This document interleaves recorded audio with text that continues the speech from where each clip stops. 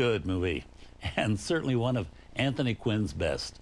Back to talk about the actor and this movie, Zorba the Greek, is Tony Quinn's widow, Catherine. Now, you're going to tell us about when he swallowed the pill and really knew it was working. So in his story, the way he tells it, he spent so much time, and he actually didn't show up the first couple of days of shooting. He got a fever, and Cacoyannis said, you know, you've got to work, or I'm going to do some pickup shots with your understudy. Now, a famous thing about Tony is that his understudies in the play and in the movies never got to work. Very frustrated because he showed up for work every day. And in this movie, it was the mustache. It was, he saw someone in a cafe with a crazy mustache, and he went to the hairdresser, to the wardrobe, and he said, "That's why I want my mustache." And it was just kind of all messed up. And then once he got that mustache, he felt like Zorba, and he felt like... It was kind of the click. It was the click, and he felt like he swallowed the pill, and they started the movie. I think it was Michael Cacoyannis telling him he was going to put the extra in for the pickup shots. Tell a little more about the Anthony Quinn Foundation.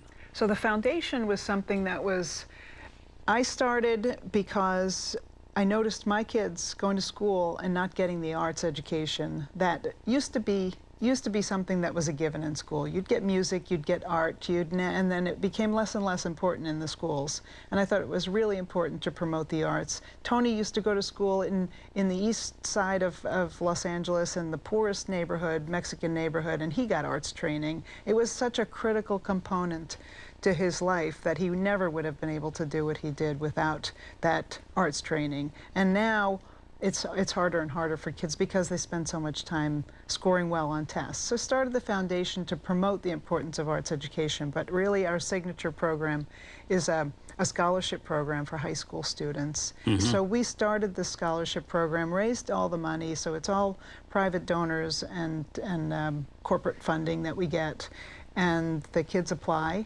The first year was 2010, and now this is our 5th year going into the scholarship program. We just received about 650 applications from all around the country, and the kids end up going to summer intensive arts camps. So it's acting, music, writing, singing, dancing, poetry, all the arts, because I think it's just a critical component. And a lot of times in high school, the kids are already forgotten. They say if they haven't gotten it by then they're not going to get it. Well, they do, and some of the kids come back to us now, and it really did change the course of their life in a way that they never expected. And so if we could do that, it would be the best way to carry on his legacy. Does the foundation have a website that people can go to and find out more about it? Yes, it's anthonyquinnfoundation.org. Simple. Simple. Thank you so much for your time. Thanks, Robert. And for coming. It was such a pleasure to see you. And talking about these movies, and happy 100th anniversary to Tony Quinn. Oh, thank you. Yeah. Well, moving ahead, Catherine is leaving us, but there are many more Anthony Quinn movies straight ahead. And coming up, the film for which Tony Quinn won his 2nd Academy Award.